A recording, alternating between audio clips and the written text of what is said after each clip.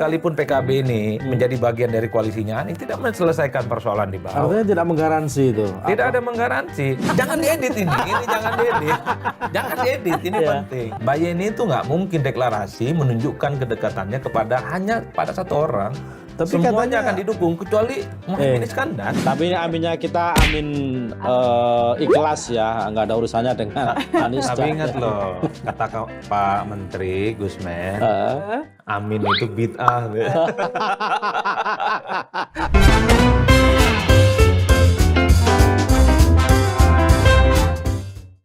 Ketemu lagi di Lanturan. Ngelanturnya pasti, mudah-mudahan relevan. Sore, Bang Adi. Luar biasa, Bang Takim. Ini Tia. Sehat ya? Ya, sejauh ini sehat lah. Ya, Aku lagi konfirmasi nih, di mana keberadaan Mas Yogi? Ini ada Mas Adi di sini, kenapa Mas Yogi nggak ada di sini? Dipanggil siapa sih? Sentimen kayaknya. kabarnya tadinya sih sudah oke, tapi katanya ada telepon mendadak katanya. Katanya disuruh datang ke kelurahan. Sebentar, Mas Yogi pakai baju putih nggak hari ini? Pakai baju putih panjang terus dilipat-lipat gitu loh. Aduh, itu kerap terjadi di kota-kota besar memang ya. Iya. Ya masih ya semoga dapat posisi yang bagus lah. Gitu. Amin. Insyaallah. Nih susah lagi nih kalau kita bicara amin nih. Agak susah ini langsung amin. Iya, tapi ini aminnya kita amin ikhlas ya, nggak ada urusannya dengan Anies. Tapi ingat loh, kata Pak Menteri Gusmen, amin itu bid'ah. Ngeri. Susah Itu urusannya. Gusmen loh, bukan kata saya ya. Gusmen ya. Gusmen. Iya, sampai sekarang loh masih ramai itu. Iya. Bid'ah ya. Bid'ah. Jadi sekarang kalau mau amin cukup dalam hati. Oke, jangan dijaharkan gitu ya, jangan disuarakan. Susah ini urusan, belum apa-apa aja udah Bid'ah. bid'ah gitu. Emang sekompleks itu ya? Obrolan gimana sih? Ya, Kompleks itu? sebenarnya itu bukan itu yang menarik gitu loh. Yang menarik adalah yang mengomentari adalah Caimin representasi NU karena PKB, yang ngomentari juga Menteri Agama yang representasi NU dan PKB juga gitu loh. Kalau kita membaca statementnya Gus Menteri Agama ya, itu sebenarnya kalimat satir, tapi itu adalah khas NU, guyon gitu ya, bercanda, tapi candanya itu bernuansa politik. Ya tentu kalau bicara amin saat ini pasti duet antara Anies Baswedan dan Muhaimin. Bukan amin yang dimaksud di Kementerian Agama itu kan. Makanya ramai dan viral dan sampai saat ini menjadi perbincangan. Nah, yang kedua, kenapa ini menjadi ramai? Karena memang Gusmen ini kan mewakili kubu yang berbeda dengan Muhaimin Iskandar. Ini tidak bisa ditutup-tutupi. Itu obvious, sama-sama ya. NU, beda madhab, beda kongsi, dan beda friksi. Itu nggak bisa dibantah. Tapi Gusmen itu terakhir sebelum dia jadi menteri, dia jadi anggota DPR dan itu dia berangkat dari PKB loh. Oh iya, kalau itu tidak bisa dibantah. Karena kalau kita membaca struktur anatomi kekuatan politik NU saat ini menuju 2024 khususnya, ini kan terbelah dua nih. Satu adalah NU yang terkonsolidasi bagian dari kekuatan politik PKB, ada Gus Muhaimin dan kawan-kawannya di situ. Yang kedua harus kita akui, di luar Gus Muhaimin ini kan ada faksinya Gus Dur. Yang kebetulan saat ini Ketua Umum PBNU kita tahu Gus Yahya ini adalah orang dekatnya Gus Dur, loyalisnya Gus Dur dan seterusnya, termasuk Gus Menteri. Gusmen adiknya. Gusmen, betul. Dan di situ ada Mbak Yeni. PKB yang dulu didirikan oleh Gus Dur, kalau PKB sekarang bukan PKB Gus Dur, ini PKB Caimin. Jadi beda. Corak politiknya sudah berbeda, karakter politiknya sudah beda, apa yang diperjuangkan juga sudah berbeda.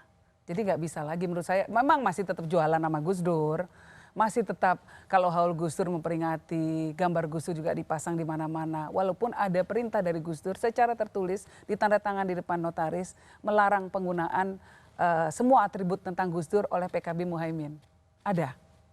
Makanya kalau kita lihat tarikan napas politik sih ya, para Gus Durian ini belakangan ini kan cukup agresif mengkritik Muhaimin. Yeni, kemudian Gusmen, termasuk Gus Yahya, mereka mengatakan jangan sampai NU itu diperalat untuk kepentingan politik tertentu. Gusmen ini kan juga sempat ngomong lumayan keras ya di forum, misalnya di sebuah forum terbuka, bahwa jangan pilih di Pilpres 2024 konteksnya, jangan pilih kandidat yang punya rekam jejak memecah belah umat.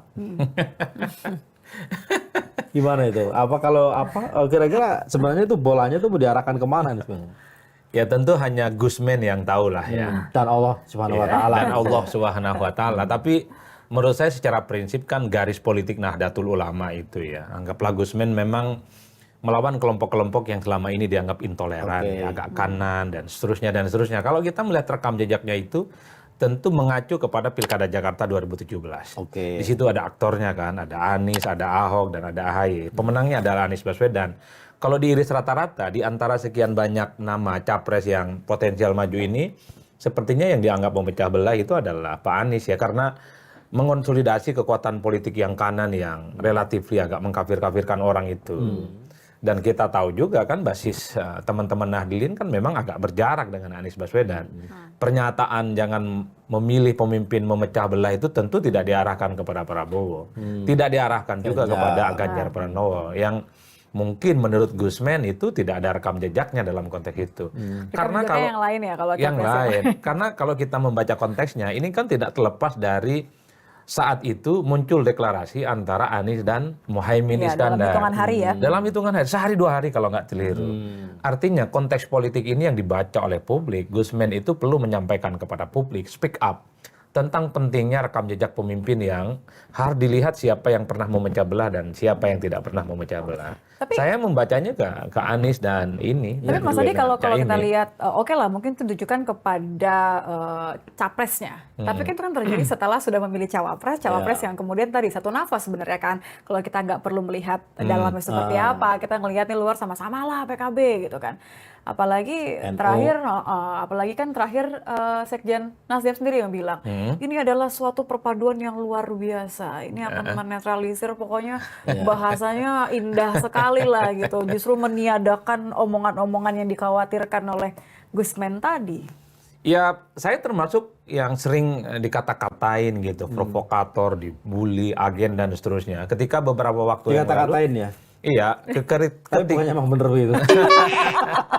ketika beberapa waktu yang lalu misalnya saya mengatakan di mana ada Anies Baswedan di situ tak ada NU karena secara madhab, secara kultur Nggak ini ketemu. berbeda, ini nggak ketemu. Tapi kemudian kita lihat beberapa minggu yang lalu ini deklarasi gitu loh. PKB Muhaimin Iskandar nyatu dengan Anies Baswedan. Oke, dalam konteks itu saya ingin katakan, politik ini bukan soal kompromi elit. Mungkin pada level elit-elit PKB selesai. Karena di situ ada kepentingan supaya Muhaimin Iskandar bisa maju di 2024. Nah, supaya namanya ada di kertas suara. Supaya ada Gus Muhaimin di kertas suara 2024 dan masuk di situ ya, di TPS. Sesederhana itu saja politik kita. Karena kalau kita bicara tentang kepentingan ideologi, bisa ditanya kepada siapapun. Hasil riset, hasil survei, kemudian penelitian-penelitian kualitatif, ditanya kepada siapapun. Pemilih Anies ini nggak pernah ketemu dengan pemilih dari kalangan Nahdlatul Ulama. Ini dua mazhab yang menurut saya agak sulit untuk disatukan. Coba bisa bayangkan, pemilih-pemilih Anies ini kan rata-rata misalnya nih agak mempersoalkan soal takziah, tahlilan, kekuburan, kunut dan gak kunut. Nahdlin bagi itu menjadi inherent dari ibadahnya. Ini yang saya bilang bahwa politik di kita, koalisi per hari ini tidak berbasiskan pada nilai, tidak diiriskan pada satu kepentingan politik ideologi itu. Tapi lebih pragmatis tadi. Tapi pragmatis, yang penting bisa maju, ada tiket, selesai. Oleh karena itu kalau kita ngecek rata-rata sampai saat ini di kalangan Nahdlin itu bergemuruh masih diskusinya kok. Jangan hanya karena untuk kepentingan politik pragmatis, kepentingan politik jangka pendek, NU dibawa-bawa yang selama ini memang berhadapan-hadapan dengan pendukungnya Anies Baswedan. Artinya, jadi sekalipun PKB ini menjadi bagian dari koalisinya Anies tidak menyelesaikan persoalan di bawah. Artinya tidak menggaransi itu. Tidak ada menggaransi. Contoh fakta-fakta politik sebelumnya. PKB itu suara pileknya kan 9,6. 2019 yang lalu elektabilitas Muhaimin Iskandar 1-2%. Itu artinya ada sekitar 7% dari pemilih PKB tidak memilih Muhaimin. Di kalangan pemilih PKB saja itu relatif tidak memilih Muhaimin Iskandar, apalagi yang tidak memilih. Yang kedua, Kalau pemilih PKB saja itu berjarak dengan Muhaimin Iskandar, apalagi disuruh memilih Anies Baswedan. Ini rumit. Pak. Makin ada resistensi gitu. Makin ada resistensi. Yang ketiga yang ingin saya katakan, semua orang ya yang sering ngebully dan caci maki itu, coba sekali-kali baca survei, baik yang kuantitatif ataupun yang kualitatif, atau hasil penelitian orang kalau malas melakukan penelitian sendiri. Orang yang merasa dirinya NU, ya kalau bicara tentang Pilpres, itu pilihan politiknya bukan Anies, bukan Muhaimin. Siapa dong? Pertama itu adalah Ganjar Pranowo, di bawahnya itu Prabowo Subianto, dan Anies Baswedan itu kecil suaranya. Bahkan survei Litbang Kompas juga ada di situ. Survei yang kita lakukan di bulan Juli dan Agustus mengkonfirmasi itu. Kan banyak orang kan maki-maki nggak karo-karoan, bully-bulian nggak karo-karoan. Ini surveinya. Oke, coba Anda lakukan riset. Kamu tanyakan kepada orang yang merasa dekat dengan NU, merasa bagian dari NU, tanya pilihan politisnya. Boleh berdiskusi dengan kita. Saya kan peneliti, saya kan dosen, saya nggak mungkin kabur. Boleh kita open table, tunjukkan data-datanya, tunjukkan metodologinya soal bagaimana arah dukungan politik NU itu. Itu yang saya sebutkan. Kalau kita membaca angka-angka survei, semua survei yang kredibel, semua survei yang dirilis. Berarti Mas Hasto habis baca survei nih. Kan kemarin kan ngasih kode-kode lagi.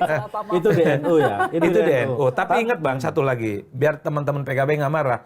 Banyak orang NU memang kalau bicara tentang partai, pilihnya PKB. Nah, itu nggak bisa dibantah. Tapi kalau Pilpres soal lain. Kalau Pilpres soal lain. Oleh karena itu, Gus Muhaimin tugas terbesarnya adalah meyakinkan pemilih PKB itu otomatis memilih Muhaimin. Ada waktu sekitar 7 bulan. Meyakinkan pemilih NU untuk memilih Gus Muhaimin. Ini nggak gampang. Dulu PKB dapat 9,6%. Di tengah tidak ada konflik dengan PBNU. Dulu orang melihat PKB itu otomatis PBNU. Di mana ada PBNU, disitulah PKB. Karena kita tahu bahwa Kiai Said itu adalah satu madhab, satu tarikan politik sama dengan Muhaimin Iskandar. Jadi tidak ada hal-hal yang kemudian membuat PKB itu berjarak dengan PBNU. Tapi kalau saat ini, ketika PBNU-nya, ketua umumnya itu beda mazhab, Gus Durian, kan kita dengar ketika jadi ketua umum Gus Yahya mengatakan tak boleh ada orang partai politik yang jualan NU untuk kepentingan politik elektoral. Orang NU tidak harus pada satu partai, tapi di semua partai. NU itu harus bisa berdiaspora dan tidak bisa diklaim hanya untuk kepentingan partai. Ini kan secara tidak langsung merugikan PKB. Padahal kita juga tahu bahwa PKB itu adalah anak kandung yang dilahirkan dari rahimnya Nahdlatul Ulama.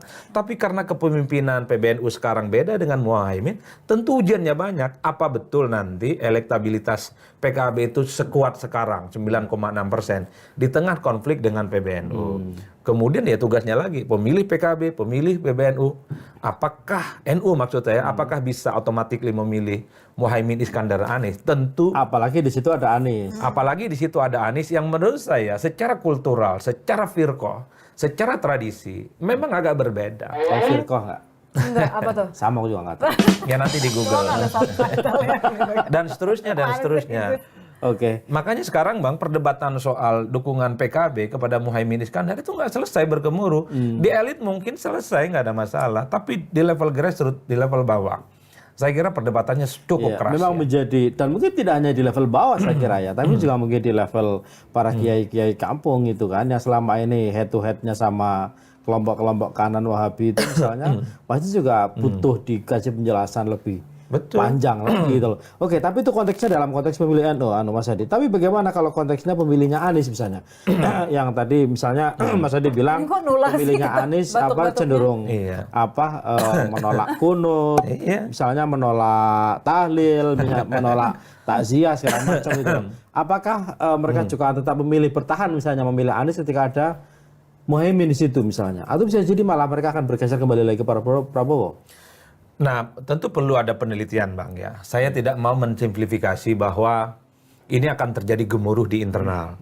Tapi kalau kita melihat yang tampak di permukaan itu, PKS saya lihat sampai saat ini, itu kan suasana hatinya agak galau akut.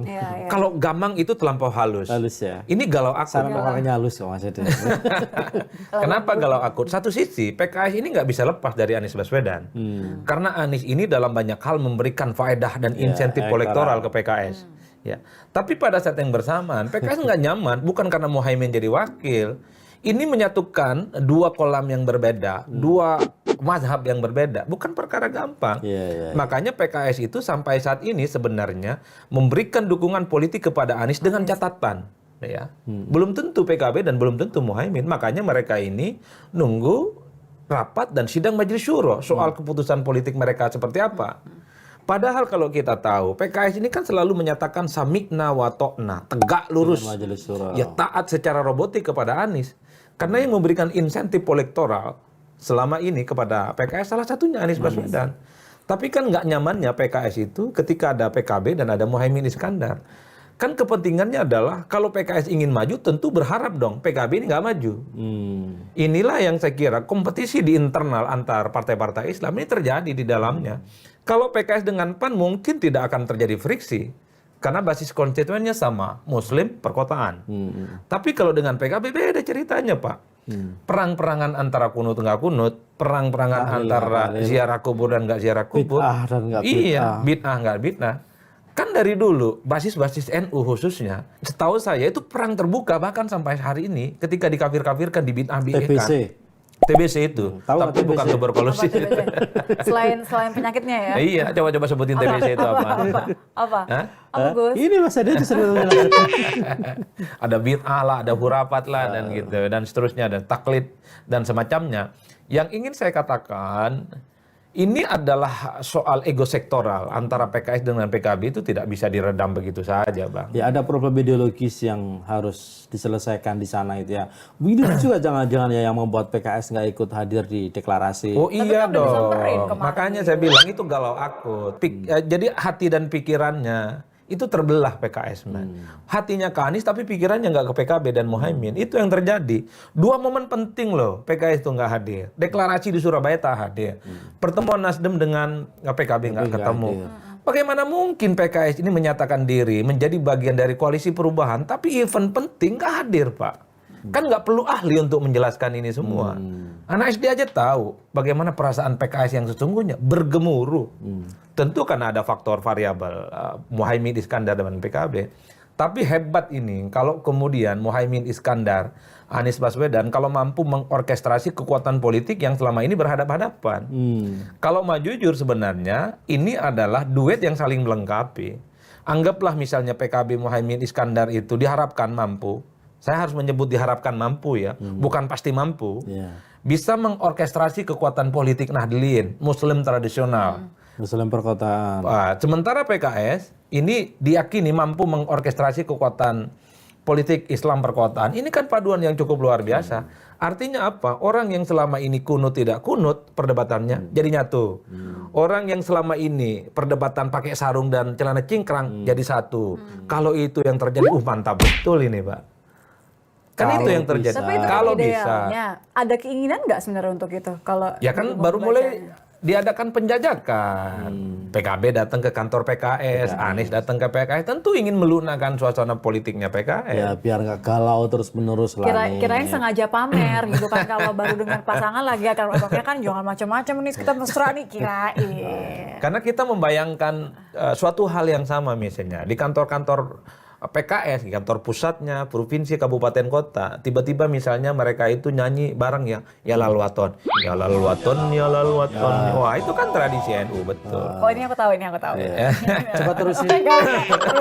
Atau tiba-tiba misalnya di kantor-kantor PKS ya karena ini bagian dari koalisi, ya kalau subuh kunut bareng misalnya. Oh itu kan menarik banget. Siapa tahu afirmasi politik itu juga bisa menjadi bagian dari afirmasi kepentingan ibadah. Wallahu a'lam bishawab dalam konteks itu. Tapi kalau ini bisa menyatukan dua kutub madhab yang berbeda dalam satu tarikan nafas politik yang sama, tentu ini cukup menjanjikan. Oke, tapi di luar itulah soal apa suara NU apakah tetap ke Caimin atau enggak, bagaimana soal apa posisi PKS segala macam. Tapi kan setidaknya koalisi PKB, Nasdem dan mungkin nanti PKS ini kan sudah punya pasangan nih capres misalnya. Itu kan satu poin lah buat mereka itu loh. Sementara dua yang lain ini kan belum nih Mas Adi. Bagaimana Mas Adi melihatnya? Ya kalau kita membaca secara umum politik kita ini kan politik kelas minus ya. Selama tidak ada perubahan apapun yang disampaikan oleh KPU yang ingin memajukan. Oh, kirain perubahan dari Pak Lurah. Pak Lurah sebelah maksudnya. Oh, iya. Kalau ini dimajukan pendaftaran jadi tanggal 10 ya sampai 16 Oktober tentu Prabowo Subianto ataupun Ganjar harus berpikir cepat ya untuk mencari Karena siapa pendampingnya. nggak lebih dari sebulan kan. Harus. Karena waktunya ini tidak Mepet bisa. banget. Kan sebenarnya kalau kita hitung rata-rata, publik kan sudah bisa menebak sebenarnya soal siapa yang dinilai potensial mendampingi Ganjar dan Prabowo. Satu pada level Prabowo itu kan sudah mengerucut pada 2 nama. Kalau nggak Erick Thohir ya Erlangga. Oh bukan Gibran?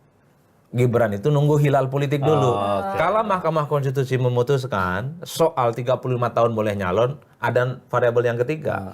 Kalau ada Gibran di situ, ya saya kira Erik dan Erlangga wassalam. Ya, Jadi harus selesai. mengubur sedalam-dalamnya mimpi untuk bisa berdampingan dengan Prabowo Subianto. Itu saja kan pilihannya. Ini kenapa tarik ulur? Karena belum ada keputusan Mahkamah Konstitusi soal ambang batas yang kemudian sedang digugat. Makanya tarik ulur, tarik ulur. Itu yang saya sebut. Ada ruang-ruang gelap yang seakan-akan tidak bisa ditebak oleh siapapun. Makanya lama memutuskan ini semua. Itu pada level Prabowo Subianto. Sementara pada level Ganjar, sebenarnya agak sedikit mudah menebaknya sekarang. Karena sudah mengerucut pada 2 nama.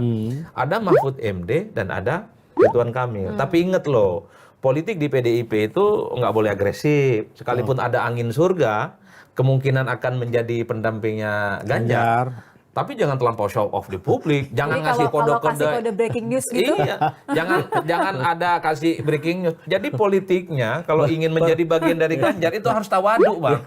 Kalem, cool gitu kan. Tapi tawadunya itu tawadu nunggu sampai last minute nggak jadi, tapi kan sakit hati juga Lah, kalau iya. begitu. Baru udah cak ngobrol udah cuap-cuap mau breaking news segala macam. Lah yang sudah ngukur baju aja gak jadi. Iya. Jadi politik di internal PDIP itu adalah politik yang kalem gitu. Jadi kalau hanya sebatas diajak ngobrol, jangan langsung bikin pamflet dan pengumuman pakai spanduk. Itu kontraproduktif. Jangan GR lah ya. Nah, apalah judulnya. Jadi politiknya itu politik tawadu dan qanaah. Itu apa adanya dulu, diam, cool, sampai resmi diumumkan. Nah, baru dia.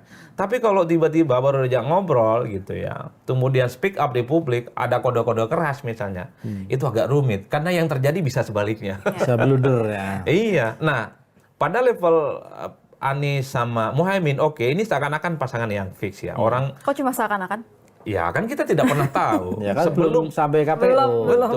Sebelum ada janur kuning yang melengkung, sepanjang itu juga akan terjadi.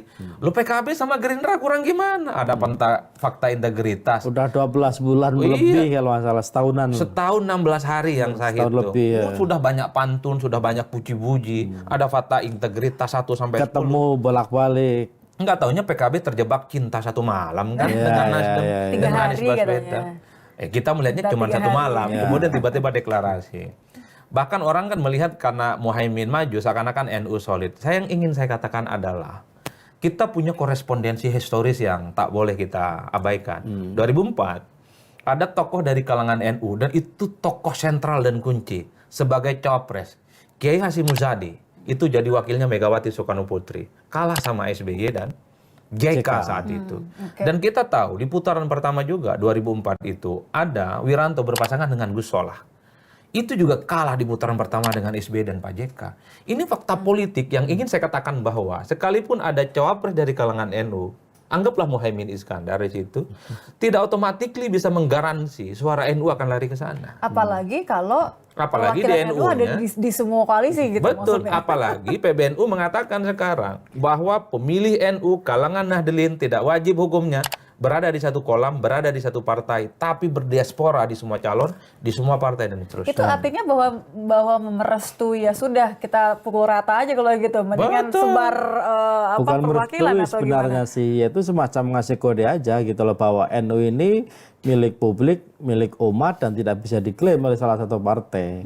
Iya, kalau dulu misalnya kita melihat pengurus-pengurus PBNU ya, bahkan struktur di bawahnya itu banyak teman-teman PKB, sampai tingkat ranting, tingkat cabang. Saat ini bisa dicek.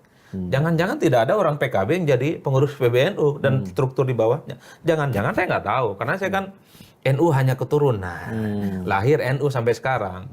Meskipun kadang nggak diakui ke-NU-annya.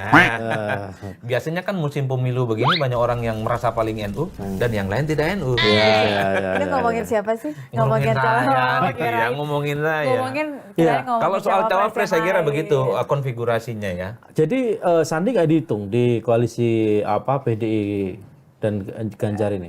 Kalau dibandingkan dengan dua nama besar ini, relatif kebutuhan terhadap Sandi itu di bawah. Di bawah dalam arti tidak terlampau mendesak untuk menambal elektabilitas dan kekurangan politik yang dimiliki oleh Ganjar Pranowo. Kenapa Ridwan Kamil ini muncul secara signifikan ya? Karena salah satu kelemahan dari Ganjar Pranowo adalah suara di Jawa Barat yang tidak terlampau mengental ya dibandingkan Jatim, iya. Jateng. Di Jabar itu misalnya Ganjar ini kan relatif tidak terlampau kuat jika dihadap-hadapkan dengan Prabowo dan Anies ya. Asumsinya kalau ada Ridwan Kamil di situ tentu menjadi jawaban. Bukan hanya mengimbangi suara Ganjar dan Anies. Ada harapan di situ Ridwan Kamil akan menang secara telak dan signifikan. Karena kalau kita lihat survei di Jawa Barat, tingkat kepuasan publik kepada Ridwan Kamil ini kan mencapai 95%. Tingkat kesukaan bahkan elektabilitas Ridwan Kamil itu kan muncul. Oleh karena itu, kalau Ridwan Kamil yang dipilih sebagai pendampingnya Ganjar, ini kan ada asumsi, ada keyakinan bahwa Ridwan Kamil akan memenangkan di Jawa Barat. Kalau itu yang terjadi, maka duet antara Ganjar Pranowo dan Ridwan Kamil akan menjadi duet sebagai penguasa Jawa. Karena Ganjar ini kan kuat di Jawa Timur dan kuat di Jawa Tengah. Ini yang kemudian harus dilihat secara rata-rata kenapa Ridwan Kamil itu muncul. Tapi kan orang bicara. Tapi kan Ridwan Kamil Golkar. Sorry, harus kita lihat juga fakta politiknya. Di Golkar ada 2 pemilu di mana keputusan partainya berbeda dengan elitnya yang nyebrang ke tempat yang lain. 2004, Golkar hasil konvensinya mengusung Wiranto berpasangan dengan Gus Solah. Tapi pada saat yang bersamaan kita lihat Pak JK berpasangan dengan SBY. Dan JK nggak dipecat. 2014 juga begitu. Golkar secara deklaratif menyatakan dukungannya kepada Prabowo Subianto. Tapi Pak JK maju dengan Jokowi dan menang. Sangat mungkin kalau memang Ridwan Kamil masuk dalam nominasi yang diinginkan oleh PDIP menjadi pendampingnya Ganjar, ya Ridwan Kamil akan tetap menjadi kader Partai Golkar dan tidak dipecat. Dan pada saat yang bersamaan, kalau Erlangga Hartarto misalnya tidak dipilih sebagai pendampingnya Prabowo, bukan tidak mungkin Golkar ini migrasi ya, bedol desa dan lebih bergabung kepada Ridwan Kamil sebagai afiliasi politisnya. Jangan-jangan kan begitu Pak, namanya juga prediksi. Itu yang kemudian menurut saya kalau bicara Ridwan Kamil apakah Golkar tidak Golkar, bagi saya sudah melampaui itu semua. Cuman kan problemnya seakan-akan Pak Ridwan Kamil ini agak sedikit offside ngasih kode-kode breaking news atau apapun gitu ya. Jangan-jangan ini yang tidak disukai oleh teman-teman PDIP. Di PDIP itu silent, cool, sampai in the end of the day-nya definitif deklarasi, bolehlah bikin pengumuman, bikin breaking news dan seterusnya. Jadi gitu nih. Jangan-jangan, ini juga jangan-jangan. Jangan buru-buru. Ojo ke susu. Jangan GR. Kalau Pak Mahfud ini bagi saya sederhana. Kenapa Mahfud? Ya udahlah, kalau Pak Mahfud ini kan dari berbagai penjuru mata angin masuk ini barang, Pak. Ini barang bagus ya. Nih, kalau orang Madura belain Mahfud. Bukan biasa nih. Enggak, Pak RK juga barang bagus, ya Mahfud juga barang bagus ya. Dari berbagai penjuru mata angin, Mak. Nggak apa-apa kalau cuma mau barang. nyebut Pak Mahfud aja nggak apa-apa kok, nggak perlu bawa PT segala. Enggak kita edit juga. Iya, nggak apa-apa. Enggak, jangan diedit ini jangan diedit. Jangan diedit, ini penting. Ridwan Kamil barang bagus, Mahfud MD barang bagus. Kenapa Mahfud MD? Itu tadi kapasitas, kompetensi, pengalamannya luar biasa, eksekutif, yudikatif, legislatif. Udahlah, tak punya celah, profesor pula, ahli hukum, macam-macam ceritanya. Kalau Pak Mahfud yang dipilih oleh Ganjar Pranowo dan PDIP, satu yang menurut saya kelebihannya, mampu mengorkestrasi kekuatan politik di Jawa Timur dan NU. Karena Mahfud ini kan satu tarikan napas politik dengan Gus Yahya, Yeni, dan Gus Men. Ini sama-sama Gus Durian, Mbak. Tapi Mbak Yeni terakhir kan lebih sering akrab sama Prabowo. Ya sebelumnya juga ketemu sama Ganjar. Mbak Yeni itu nggak mungkin deklarasi menunjukkan kedekatannya hanya pada satu orang. Tapi semuanya katanya akan didukung kecuali Muhaimin Iskandar. Mas Adi, jangan lupa juga gitu loh, kabarnya ke NU-annya Mahfud ini kan dipertanyakan juga gitu loh. Dan kabarnya salah satu yang menolak Mahfud bareng sama Jokowi di 2019 itu adalah partai-partai yang basisnya adalah NU. Maksudnya P3 sama PKB. Ya itu misalnya. Ya kan tergantung PBNU-nya, Pak. PBNU-nya saat itu kan memang tidak terlampau berpihak kepada saat Mahfud itu, MD. ya. Kalau saat ini PBNU-nya kan sohib, kawan. Sama-sama Gus Durian. Bukan tidak mungkin KNU-an dari Mahfud MD ini dipulihkan. Siapa yang kemudian meragukan KNU-an dari Mahfud MD? Udah mulai deh. Udah belain ini ya. Bukan Pak masalah. Mahfud tidak ada aku. Saya hanya ingin katakan bahwa ini kan kalau menjelang pemilu kan soal siapa NU nggak NU jadi Ya. politis, Ya, bukan soal kultural ya. Saya aja NU dari lahir, kunutan, tahlilan dianggap nggak NU, Bang. Maksud saya adalah kan PBNU sekarang itu kan mazhab politiknya sama dengan Mahfud. Nah sekarang justru Muhaimin yang merasa ke-NU-nya diragukan. Coba cek statementnya Muhaimin Iskandar itu. Saya ini kurang NU gimana sejak lahir. Darahnya darah NU. Ini kan soal politik aja. Karena PBNU-nya berjarak dengan Muhaimin Sejak ada Iskandar. perut udah tahlilan Ini gitu ya. betul. Ini seakan-akan dalam tanda kutip ada karma politik gitu loh Pak. Soal NU dan nggak NU. Dulu Mahfud MD disebut kurang ke-NU-annya. Sekarang seakan-akan Muhaimin dianggap kurang ke-NU-annya gara-gara persoalan politik, gara-gara PBNU-nya nggak sama dengan Muhaimin Dengan Iskandar. PKB Iya, hari dengan ini. PKB-nya. Artinya apa? Soal NU nggak NU ini kan soal bisa dipulihkan ataupun tidak. Ya. Tapi kan gini, Mas Adi, ada yang dalam politik ini kan tidak bisa dilepaskan dari hitung-hitungan politik ya. Siapa dapat apa misalnya, kalkulasi politik. Nah, kalau dengan Caimin, dia punya partai, dia pasti punya jejaring fundraising misalnya, dia punya basis massa yang real misalnya. Nah kalau dalam konteks Mahfud, dia partai nggak punya, menurutku Bohir juga enggak gitu ya. Sementara kan, iya kan, kalau mau masuk pilpres itu kan dua itu yang dibutuhkan kan. Memang. Ya Ma'ruf Amin juga nggak punya partai, nggak punya Bohir, menang Bang. Ya, tapi kan Jokowi. Kalau Jokowi itu kan katanya kan dulu kayak SBY sama Budiono. Dia Ya. berpasangan sama gelas aja menang. Katanya kan gitu. Itu mungkin salah satu kelemahan dari Mahfud, nggak punya partai. Ya ini cawapres duafa lah kira-kira begitu bahasa Abang kan. Saya nggak bilang punya gitu loh logis. ya. Kenapa? Saya nggak bilang gitu lah ya. Ya Saya kan nggak Abang kan bilang mau- itu apa? Bohir saya bilang. Kalau nggak punya Bohir berarti duafa dong. Iya, Ya kan? Nggak masalah, itu memang faktual, nggak bisa dibantah. Yang ngomong apa? Adil loh, bukan saya Pak Mahfud. Bisa Oke di- lanjut. Duafa politik ya, Iya, maksud saya. Maksud saya adalah pasti PDIP punya kalkulasi ya. Kalau sudah menjadikan Mahfud sebagai salah satu cawapres potensialnya Ganjar. Kalau soal logistik jejaring mungkin sudah bisa digaransi tanpa partai apapun. Karena pilpres itu Bang, bukan pilih partai, tapi pilih orang. Figur. Itu, pilih figur. Kan kalau kuat-kuatan seberapa banyak dukungan partai, yang mestinya jadi presiden sejak 2014 Prabowo.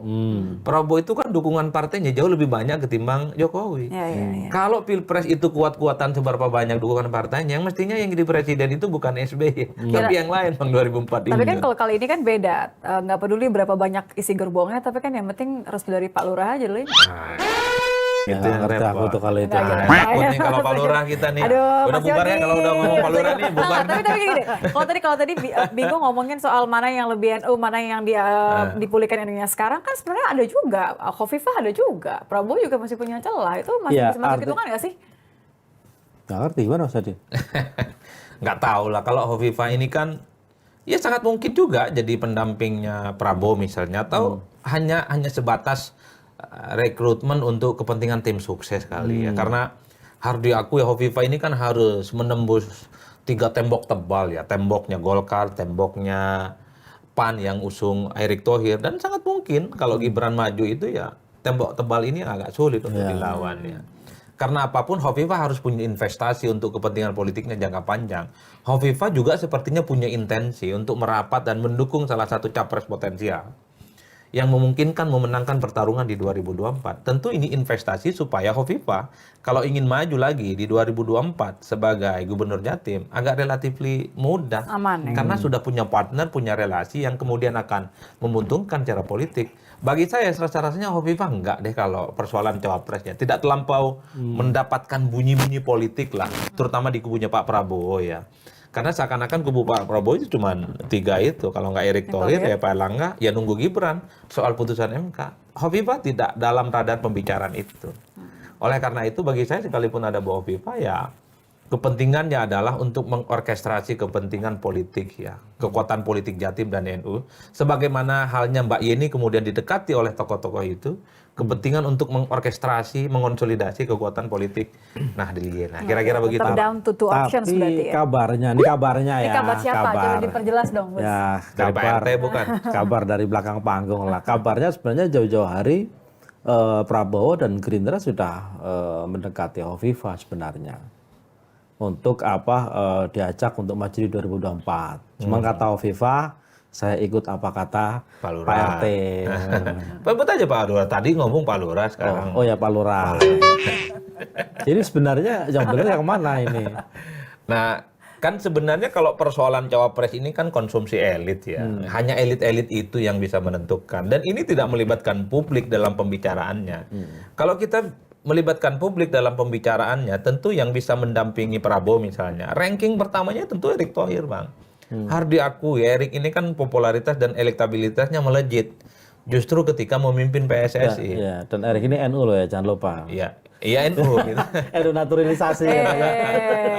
Jadi ingat omongannya Gus Jazil gimana gitu ya di episode tapi Laturan harus yang kita keberapa akui gitu loh. Tertolak, bukan ada penolakan. Tertolak dengan sendirinya kalau Rektor, kalau lewat PKB. Karena PKB sudah jelas sejak Muktamar, Ijtima Ulama itu tidak ada nama lain selain kecuali Gus Muhaimin. Erick nih popularitasnya tinggi, elektabilitasnya tinggi, tapi kan tidak terlampau kunjung diumumkan sebagai cawapres. Itu kan juga menjadi pertanyaan besar, Pak. Punya partai yang mendukung dalam tanda kutip PAN di bawahnya. Dan itu ada Pak Erlangga Hartarto juga kan di bawah dalam survei. Artinya Prabowo menunggu kan, dia masih menunggu sesuatu. Jangan kan dua orang ini yang baru muncul belakangan. Cak Iminnya udah nunggu setahun lebih aja, nggak segera-segera diumumkan kan seperti itu. Saya nggak tahu ya kalau di kubunya Prabowo Subianto ini kan agak sangat mudah ditebak oleh publik bahwa semua ini kan seakan-akan diorkestrasikan, dikendalikan, dikonsolidasikan oleh sang mastermind, invisible hand, orang kuat, strongman gitu. Seseorang yang tidak boleh disebut namanya. Seseorang He who must not be named. Iya. Nggak Seseorang boleh yang disebut cukup Pak Lurah. powerful, ya, bisa mengendalikan dan omongannya diikuti. Oleh semua gitu ya? Iya, oleh semuanya. Kubunya Prabowo kan begitu. Kalau di PDP enggak. PDP apa kata Megawati Soekarno Putri. Kalau di Nasdem itu apa kata Surya Paloh. Nah, kalau di 08 Prabowo Subianto, publik taunya Apa kata invisible hand itu. Jadi sekalipun ada Sekarang Erick udah Thohir berubah di situ nih. dengan elektabilitasnya sudah menjulang sampai Sidratul Muntaha, tak kunjung diumumkan, Pak. Sekalipun di situ ada Pak Erlangga Hartarto, Ketua Umum Partai Golkar, suara pileknya di DPR itu kan nomor 2. Suara kursi Golkar di DPR itu jauh lebih tinggi dari Gerindra. Tapi tidak kunjung diumumkan dan dipilih, coba. Ini yang saya kira wajar kalau publik itu selalu meyakini bahwa Pak Prabowo itu nunggu bisikan sesuatu yang berada di balik dirinya. Ini Entah itu nunggunya siapa. nunggu yakin apa nunggu harap-harap cemas atau Nunggu gimana arahan, nih? nunggu orkestrasi dan nunggu petunjuk-petunjuk konkretnya. Kalau saya Berarti melihat ini koalisi pasrah gitu. kalau saya sebenarnya berharap ya Pak Prabowo Subianto ini kan pengalaman tanding politiknya luar biasa. Menjadi Prabowo yang sesungguhnya seperti 2014 dan 2019. Jadi kalaupun toh ada invisible hand, kekuatan politik yang kuat di luar Prabowo Subianto, Berarti- oke, itu anggap bonus tapi bukan yang utama. Pak Prabowo itu mestinya cukup leluasa soal siapa pendampingnya di 2024, tinggal putuskan. Oh ini Erick bagus kok, elektabilitasnya mantap sampai Sidratul Muntaha sana gitu. Tapi kan Prabowo belajar dari pengalaman. Kenapa itu? Iya, Prabowo yang dulu kan 2 pemilu kalah terus. Gitu. Tapi kan Prabowo saat ini posisinya kan ada di dalam. Lah iya. Ya jarak psikologis dengan pemilih-pemilih orang dalam kira-kira begitu Tapi sudah kan curi-curi terbuka. Pak Prabowo juga udah berapa kali dibilang kalau ngomongin keinginan kan udah kesebut keinginannya kan? Lah, iya. Kesebut nama Gibran beberapa kali. Betul. Artinya apa? Kalau kita bicara tentang siapa cawapresnya Ganjar Pranowo, orang taunya the one and only Megawati Soekarno Putri dikonsultasikan dengan ketua umum partai pendukungnya. Konsultasikan atau disosialisasikan? Disosialisasi. Kan PDIP ngomong begitu, Bang. Iya. Bahwa ketua umum mereka Megawati Soekarno Putri akan mengkomunikasikan siapa calon wakil dari Pak Ganjar Pranowo sama Pak Haritanu dan seterusnya. Dikonsultasikan ya. Betul. Oke. Dikomunikasikan. Dikomunikasikan ya. Bukan itu cuma bahasanya. disosialisasikan. Nah, oke, itu selesai di porosnya Ganjar. Pertanyaannya juga adalah bagaimana dengan kubunya Anies dan PKB? Kan sangat tergantung Pak Surya Paloh. Anies dulu memang kelihatan ingin AHY sebagai pendampingnya. Tapi Pak Surya Paloh kemudian tidak mau dan lebih menginginkan dengan Muhaimin dapat tiket. Bahkan Anies pun bisa dilampaui oleh Surya Paloh. Selesai perdebatannya.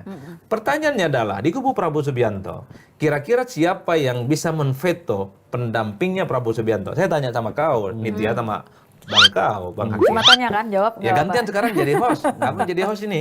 Nanya kah? Aduh, Nanya nih. Nanya dong, kita nggak perlu jawab. Iya, harus jawab. Nanya doang. Kalau nggak, nanti tanya kita closing aja. Yang gimana? mengamatkan dia, kita wartawan, tugas kita bertanya, tugas dia menjawab kan seperti itu. Gantian dong sekali-kali.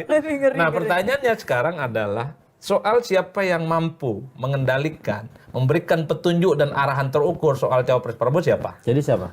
Ah, itu dia. Mastermind. Mastermind, Mastermind, invisible hand, the strong He who man. must not be named. Iya. Dia yang tidak Dia boleh yang- disebutkan namanya. Dia yang tidak boleh disebut PL. Iya. Dan itu sudah menjadi rahasia umum, Iya. sudah menjadi pembicaraan semua. Dan menurutku Prabowo memang perlu melakukan itu gitu loh, karena setidaknya 2 kali dia kalah, kali ini dia harus belajar dari orang yang 2 kali menang. Kan seperti itu. 5 kali malah. Bagus.